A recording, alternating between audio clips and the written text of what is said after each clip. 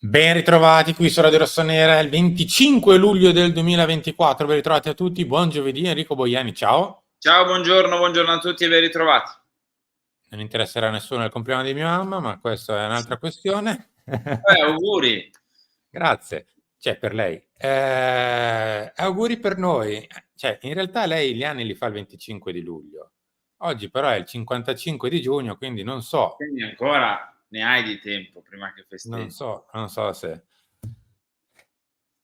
Terza parte. Sarebbe obbligo di riscatto. E Sarebbe quindi la dovete trasmissione. mettere like, mettete like a questo video, mi raccomando, cliccate il tasto mi piace, fatelo per noi ragazzi che cioè, al 25 di luglio in qualche modo ci siamo arrivati, quindi iscrivetevi al canale se non l'avete ancora fatto, attivate la campanella. Grazie ragazzi per il supporto di questi giorni, anche per le tante donazioni che state facendo al talk. Io lo so che lo state facendo per un motivo ben preciso, però bisogna comunque sempre farle, quindi scherzi a Ah. parte, grazie mille. Numero di volte alla clinica La Madonnina? 0. Mentorità sportive? 0. Aeroporti?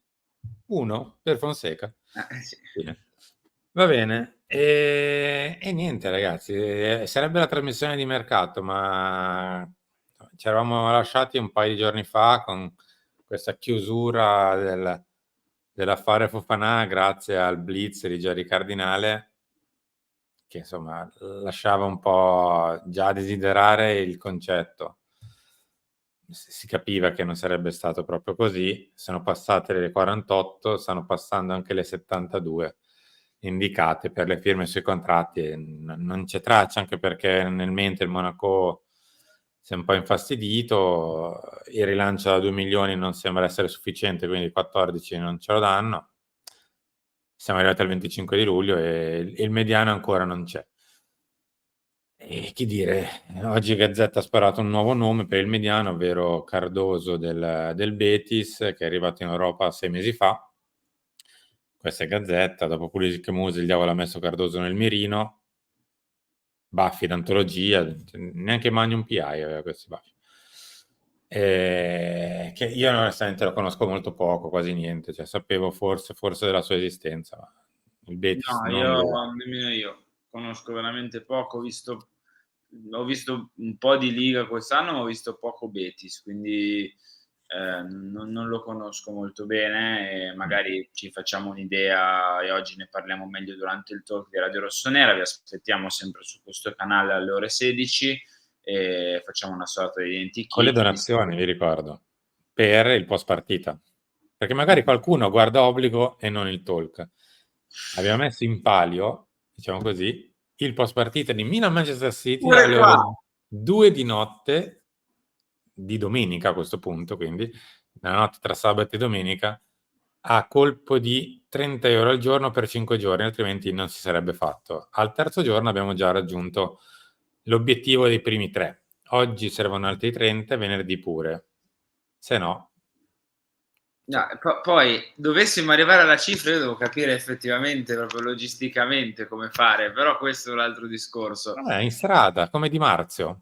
Farò così probabilmente, tra l'altro, cioè è molto probabile che accada questa cosa. Detto ciò, ritornando su Cardoso, ieri abbiamo parlato, no, Simo, un pochino dei piani B che Mm. stanno un pochino, come dire, prendendo piede e diventando protagonisti in questo mercato del Milan, perché si tratta di un piano B, si è trattato di un piano B per l'attacco, perché dopo un mese solo estivo di trattativa e passa per è andato sul piano B Morata e il rischio è che anche qui tu debba andare in un piano B, cioè debba scegliere un giocatore o prendere un giocatore che però non è la tua prima scelta.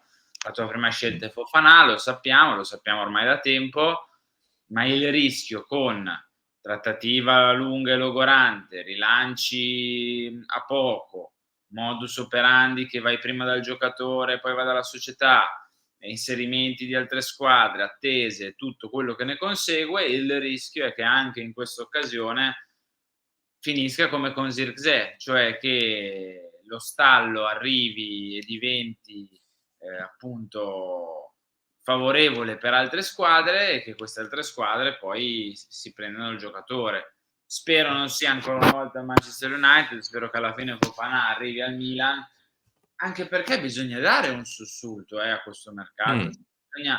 Bisogna anche un po' farsi vedere un po' forti, che non significa strapagare i giocatori, però il mercato è fatto anche di questi segnali, no? Di queste prove.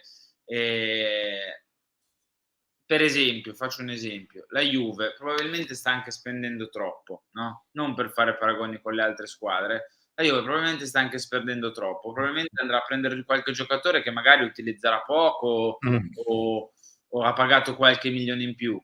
Però la Juve, andando a strappare Cabala all'ultimo all'Inter, andando a prendere giocatori magari, no, che potevano interessare anche altre squadre in Europa, sta dando quel segnale di voler rinascere, no? Di volersi rimettere in primo piano. È andata a prendere l'allenatore più cercato, è andata a prendere tanti giocatori, è andata a fare quello sgarbo all'Inter. Cioè, sono quelle cose che magari non è che ti portano 3 punti, 6 punti, 9 punti in più durante la stagione, però ti danno quell'aura di squadra che a livello sportivo sta facendo qualcosa. Sei magari leggermente più temuto, le altre società e le altre squadre ti guardano con un occhio diverso e queste cose, ripeto, magari sono ininfluenti, però per iniziare la stagione ti danno quel boost umorale che è utile, perché l'inerzia a livello di umore in questo sport comunque qualcosa la fa.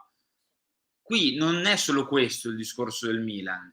Nel Milan questo serve anche per far sì che i giocatori che ci servono arrivino, perché Fofana comunque ci serve, è fondamentale, è il numero 1, il prescelto per la mediana, appunto, e quindi è l'insieme delle 2 cose. Io anche da questo punto di vista mi auguro che il Milan dia un segnale, dai.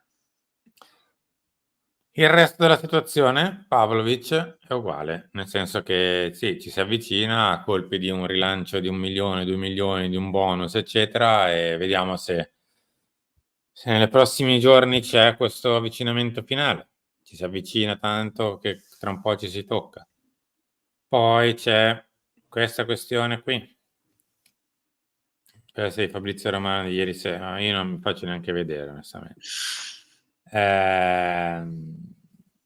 Con un'offerta che potrebbe avvicinarsi quasi ai 20, io veramente impazzisco, 20, quasi 20 per Emerson Royal. Però Fofana stia lì così. Ma Direttore, no, però se aspetta, piace al mi direttore controllo perché tecnico, poi se diventa un giocatore del Milan, cioè non posso nemmeno andare così proprio di cattiveria. Però possiamo dire che no, al 90% no. dei tifosi non sembra una mossa estremamente logica, visto che Posso dirti che al 90% dei tifosi del Tottenham invece non sembra una vedono mossa l'ora. granché logica. Ci sarà un motivo, siamo tutti... Oppure evidentemente c'è un genio che vede oltre l'umana comprensione di questo giocatore, perché evidentemente è così, non so che altro dire. È un giocatore che non fa a caso del Milan, non migliora la rosa del Milan, poi magari viene qua, fa le 2 stagioni della vita e siamo tutti contenti, ci dobbiamo rimangiare le parole, evviva chi lo ha visto, cioè Moncada, e ce lo sta portando. Va bene, insomma, va bene. No, sono in difficoltà marcia proprio su Emerson Royal, cioè No, io non ce la posso fare. più che Emerson Royale, è proprio il concetto in sé. Cioè, tu stai qui a contare i centesimi per Fofana, però rilanci per Emerson Royale e sei a una distanza quasi minima per Emerson Royal.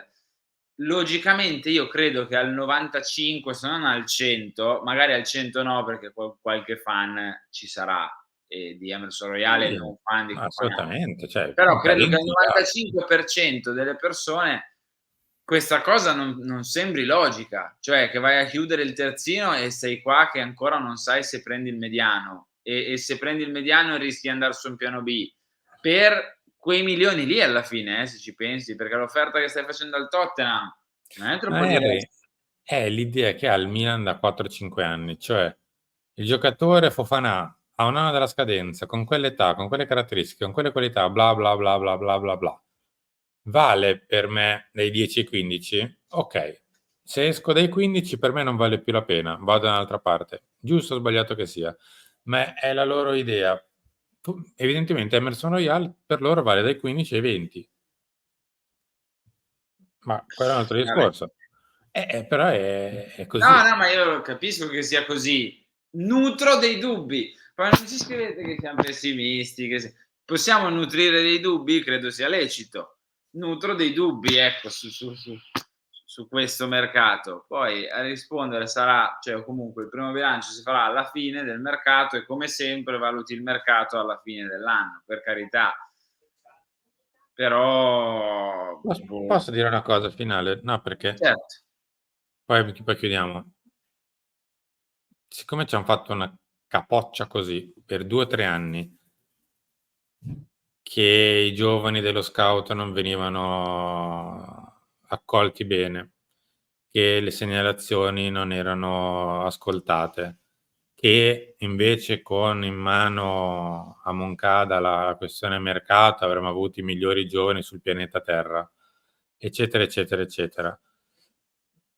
Il nostro mercato è fatto da punte che conoscono tutti, perché sono tra l'altro la maggior parte pure dai 30 ai 25, quindi anzi poi abbiamo preso un 32, ma va bene. Stiamo seguendo giocatori come Fofana che sono su piazza da tempo. Pavlovic non è che ieri ha iniziato a giocare. Onestamente mi sembra un mercato da direttore sportivo classico, cioè che un direttore sportivo X può fare tranquillamente. Evidentemente quello che ci stava a monte del discorso non era poi così tanto vero, però questo è. Poi Gerardo sentenza, ognuno sta valutando il corso attuale, il È lavoro partito il attuale. microfono, Harry, intanto. Eh? Hai mosso qualcosa e è partito il microfono. Ora mi senti? E ora sì. Dicevo, ognuno valuta il corso attuale, il lavoro attuale, la dirigenza attuale e si fa un'idea anche del recente passato, io direi, senza fare nomi, senza tirar fuori per forza nomi. Erano state, diciamo, poste delle problematiche, non mi sembra che le stiamo risolvendo, anzi. No, guarda, c'è una cosa che non mi è piaciuta molto e che non mi piace in generale. Chi bisbiglia all'orecchio per far sembrare meglio a se stesso e peggio agli altri. Non è bellissimo, ma tant'è. Harry, grazie. Ciao, che bell'obbligo stamattina devo dire. Ciao.